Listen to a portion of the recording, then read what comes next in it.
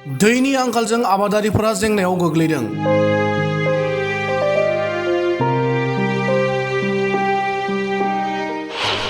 कालानदि दैमायाव गैया दैनि जगायथाय राहा। बे 5,000 आबादारि नखरफ्रा जोबोर थांनाय बोसोर आरो देग्लाय बोसोर गोबां रोखोमनि खस्थ' मोननो गोनां जादों। भारत भुटान सीमानि रायजोफोरा थांनाय 50 बोसोरनिफ्राय दैनि जेंनाजों जुजिबोदों। थाबैनो अरायथा बान्दो थेनो सोरखारनिसिम दाबि रायजोफोरनि। बे नुथाया तामुलपुर जिल्ला सिंनि भारत भुटान सीमा सेरनि कालानदि दैमानि। थांनाय 50 बोसोरनिफ्रायनो बगाजुलि ओनसोलनि रायजोफोरा गावबा गावनि खरसाजों कालानदि दैमायाव बान्दो थेनानै आबाद मावबोनो गोनां जादों। हादोरसायाव दैबानानि जेंनाखौ दाब दाब ओनसोलफोराव नुनो मोनबोबाय थायो। नाथाय भारत भुटान सीमानि बगाजुलि ओनसोलाव बेनि उल्था सावगारि नुनो मोनो। मानोना बे ओनसोलनि गं 22 गामिनि आबादारिफोरा आबाद मावनो थाखाय कालीपुर बगाजुलि कालानदि बान्दो आफाद दानानै बोसोरफ्रोमबो कालानदि दैमाखौ बाला, अन्थाइ, औवा, बिफां बायदिफोरजों थेनानै लाबोनो गोनां जादों। आरो बान्दोनि थाखाय ओनसोलनि रायजोफोरा थांनाय समाव गावबा गावनिफ्रायनो लाख लाख रां खरसा खालामबोदों। अब्लाबो माइ गायनाय बोथोराव दैनि आंखालजों गले गले जुजिनो गोनां जाबोदों होनना रायजोफोरा दुखु मोननाय फोरमायो। बगाजुलि ओनसोलाव रायजो जाबोनाय दुखुथिया रायजो राजाफोरनि बे जेंनाखौ फोजोबना होनो गोलाव बोसोर सोरखारि बिफान आरो जायगानि सुबुं थान्दैफोरा राहा लायाखै होनना खुद्रिसारदों।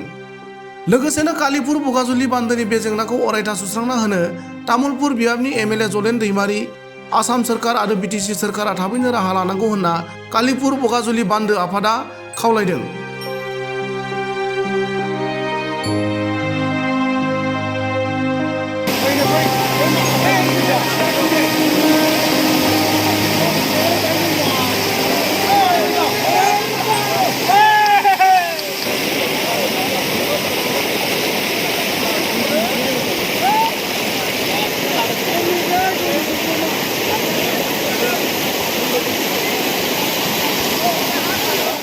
दा जोंनि बे कालीपुर बगाजुलि आन्सलिक बान्दो आफादा दा देग्लाय बोसोरावबो बेबायदिनो गोबां रोखोमनि दैबाना जाब्लानो जोंना बान्दोआ बायनानै थाङो। दा बे बान्दो बायबाय थानायनि जाउनाव गोबां रायजो राजाफोरा आबाद मावनाय फोथाराव दैखौ जि रोखोमनि मोननांगौ बे धरनै जोङो मोननो हायाखै। दा जाउनाव मा जायो, जोङो अखा हाबानो बान्दोआव फैबाय थानो गोनां जायो। दा जोङो एमएलएनाव अबयसे बे खोथाफोरखौ खिन्थानाय जादोंमोन। दिनैसिम जोङो माबा मोनसे सरकारि भाबै जेबो अनसुंथाइ मोननो हानाय जायाखै। जोङो सिगांनि बोसोरावबो बेबायदिनो खिन्थाबोबाय थादों जोंनि माखासे समस्याफोरखौ। अब्लाबो जोङो सरकारनिफ्राय जेरैबायदि मोननांगौ अनसुंथाइ बे रोखोम मोननो हायाखै। जायनि जाउनाव मा जादों, जोंनि गोबां रायजो राजाफोरा 5,000 आबादारि नखर दङ। बे 5,000 आबादारि नखरफ्रा जोबोर थांनाय बोसोर आरो देग्लाय बोसोर गोबां रोखोमनि खस्थ' मोननो गोनां जादों। मानोना सिगाङाव जोङो भुटान सिंनिफ्राय बान्दोखौ थेनानै लाबोयोमोन। बे समाव जोंहा इसेबां खस्थ'नि माबा जायाखैमोन बान्दो थेनायनि बेलायाव। नाथाय मा जाहैबाय, दुखु गोनां बाथ्रा, जोंना नैबे मोनसे देम दङ बेहाय दैमा गेजेराव जोंनि बान्दो खाथियाव। बे देमा थाथेना होनानै जोंनि दैमाजों थांनो गारै जोंनि जाय भुटाननिफ्राय जोङो आबाद फोथाराव लांनो थाखाय दंग' लाबोनाय दंमोन, बे दंग'खौ खुरख्लानानै होनाय जादों। दा खुरख्लाना होयोब्ला जों मा जाहैबाय, दंग'खौ फोथौनो गोनां जाहैबाय, दैमाजों समान जों खालामनो गोनां जाहैबाय। दैमाजों समान जोङो दंग' जावनो गोनाङाव मा जाहैखो, जोङो खख्लें लगायनो गोनां जाहैदों। जोङो सप्तानै जोङो खख्लें लगायनो गोनां जाहैदों। बे सप्तानैनि खख्लें लगायनायाव जोंना रायजो राजानिफ्राय खांनाय रां फैसाफ्रा 6.5 लाख थाखा खरसा जादों थांनाय बोसोराव।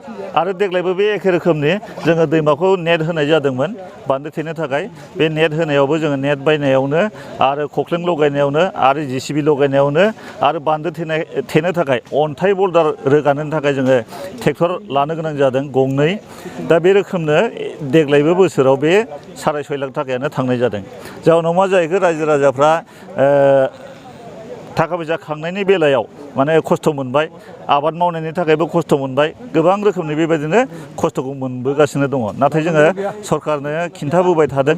सरकारनिफ्राय जोङो दिनैसिमबो जे रोखोमनि मोननांगौमोन खस्थ' जानायनि मुङाव, बे रोखोमनि जों मोननो हायाखै। गोबां रायजोफ्रा दा जोंनि आफादाव बुङो, आफादखौ नारसिनो जे सरकारनो जोंनि दुखु खस्थ'फोरखौ फोरमाय, सरकारनिफ्राय माबा मोनसे मोननो हायो खोमा होननानै। नाथाय जोङो बुंनो थाङोब्ला एमएलएनो जोङो फोरमायनाय जादों। एमएलएआ खोथा होदोंब्लाबो दिनैसिम हरनो हानाय अबस्थायाव फैयाखै MLA आबो दा जायनि जाउनाव मा खस्थ'फ्रा गायनायाव फुनायाव मावनायाव दांनायाव बान्दो थेनायाव गोबां रोखोमनि खस्थ'खौ जोङो मोनगासिनो दं बोथोरावबो बुंनो थाङोबा बोथोरनिफ्रायनो जि समाव जोङो खोथिया फोनायनि बोथोर जेरैहाय जेठ मासाव खोथिया फोनो थाखाय जों बान्दो थेनायनिफ्राय दैबानाखौ जों लोगो मोनबोदों दैबाना खनसे फैबानो ओरैबायदि माने बायो खनसेयाव जोङो थेनो हाया खनथामसिम बायनो गोनां जायो बायो दा खनथाम बायोब्ला मा जायो जों मानसि गोजा थेनो हायाब्ला जों JCB खौ लोगो लोगो लाफानो गोनां जायो लोगो लाफानो गोनां जायोबा रायजो राजानिफ्राय जोङो सान्दा खांनो गोनां जायो दा बे रोखोमनो दिनैसिम ओरैनो 26 बार माने बान्दोनि खामानिया जाबाय थारमाने 26 बार खामानिया जाबाय आरोखि दा दासिमबो दिनैसिमबो रायजो राजाफ्रा खाथिगासिनो दङ खस्थ' मोनगासिनो दङ दैया बेबायदिनो अखा हाबानो बान्दोआ बायो बान्दो बायबाथाय आरो आबाद फोथाराव दैया रानलायबाय आरो बान्दो बायनाय लोगो लोगो रायजो राजाफ्रा दावराव जाबाय बान्दोआव फैयो ओमफ्राय जाउनाव मा जायो रायजो राजाफ्रा फैनानै बान्दोखौ जेरैबायदि मावनांगौ मानसि गोजायै बेबायदि मावनो हाया आरो बायो थाङै थुङै बे आफादा रायजो राजाखौ नारसिननानै एसे एनै रां खांनानै JCB लगायनो गोनां जायो दा बे रोखोमनो जों खस्थ' मोनगासिनो दं रांखावरि दामाने सान्दा बान्दायावबो जोङो खस्थ' मोनदों थेनायावबो खस्थ' मोनदों अन्थाइआबो जेरैबायदि खाथियाव जोङो मोननो थांला हाग्रा दाननानैब्लाबो जों बिराद गोजानाव थांनो गोनां जायो गोजाननिफ्राय हाग्रा रोगानानै जायगानि खाथि खाला अन्थाइ गैयैयाव गोजाननिफ्राय रोगानो गोनां जायो बे रोखोमनि जोङो बान्दो थेनायाव गोबां रोखोमनि खस्थ' मोनगासिनो दं সকলো অসমবাসী বা অসম চৰকাৰ বা BTR চৰকাৰক জনাব খুজিছোঁ যে আমাৰ এই কালিপুৰ বোগাজুলি আঞ্চলিক বান কমিটিয়ে মোটামুটি 1950 চনৰ পৰা বা চনৰ আগৰ পৰাই আমি এই নদীৰ পৰা বান উঠাই খেতি কৰি খাই আছিলোঁ কিন্তু আগৰ সময়ত অলপ সহজতে আমি বানটো উঠাই কিনি পানী উঠাব পাৰিছিলোঁ খেতিত দিব পাৰিছিলোঁ কিন্তু আজিকালি এই 2-3 বছৰত এনেকুৱা সমস্যা হৈছে আমাৰ ইয়াত মানে অকমান বৰষুণ দিলে ন বানটো পুৰা ভাঙি যায় ভাঙি গেলে এনেকুৱা অৱস্থাত হয় মানে আমি এক সপ্তাহলৈকে কাম কৰিলেও বান্ধি উঠাব নোৱাৰোঁ পানী উঠাব নোৱাৰোঁ কথা হ'ল কি মানে একেবাৰে নদী বহুত দহা হৈ গ'ল এইফালে ইয়াৰ পৰা মোটামুটি 500 মিটাৰ তলত টেণ্ডাৰ দি নদীৰ বালু উঠাই কিনি খনন কাৰ্যসূচী কৰিয়ে মানে নদীটো দহা কৰি দিছে সেইটোৰ কাৰণে আমাৰ এইটো মানে দহা হৈ গ'ল দহা হৈ যোৱাৰ লগে লগে আমাৰ ইয়াত বান্দাটো তাৰমানে কমপ্লিটলি তাৰমানে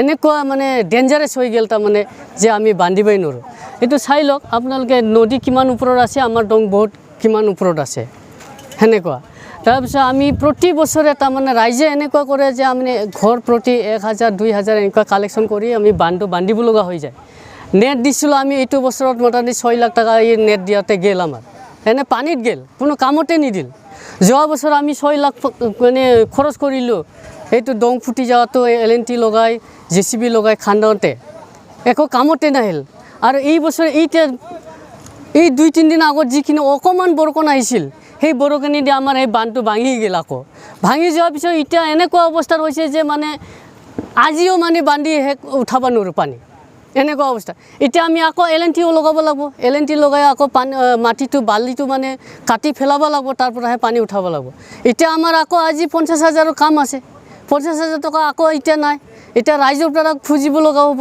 ৰাইজক খুজিলে তো ৰাইজে দিব নোৱাৰে এনেকুৱা অৱস্থাত আহি আছে এনেকৈ কাৰণে আহি আমি যোৱা বছৰ আগৰ বছৰত ধৰ্ণা দিলোঁ ধৰ্ণা কাৰ্যসূচী কৰিয়ে আমি চৰকাৰক তাত এপ্লিকেশ্যন দিলোঁ মেমৰেণ্ডাম দিলোঁ যে আমাক বানটো বনাই দিব লাগে আজিলৈকে মানে চৰকাৰৰ তৰফৰ পৰা কোনো এটাও মানে ষ্টেপ লোৱাই নাই যে আমি ইয়াত বান বনাই দিব লাগে ৰাইজৰ কাৰণে আমি ইমান বাৰ কৈ আছোঁ ফ্ৰমৰ তাতো গিলোঁ BTC বটাৰ গিলোঁ অসম চৰকাৰৰ এগ্ৰিকালচাৰ মিনিষ্টাৰৰ তাতো গ'লোঁ সব মানে মোটামুটি নযোৱাই নাই গৈ মানে সব মেমৰেণ্ডাম দিলোঁ আহি চিফ ইঞ্জিনিয়াৰ আহি কিনি চালোঁ চাই কিনিও আজিলৈ ইহঁতে কোনো এটা ব্যৱস্থাই কৰা নাই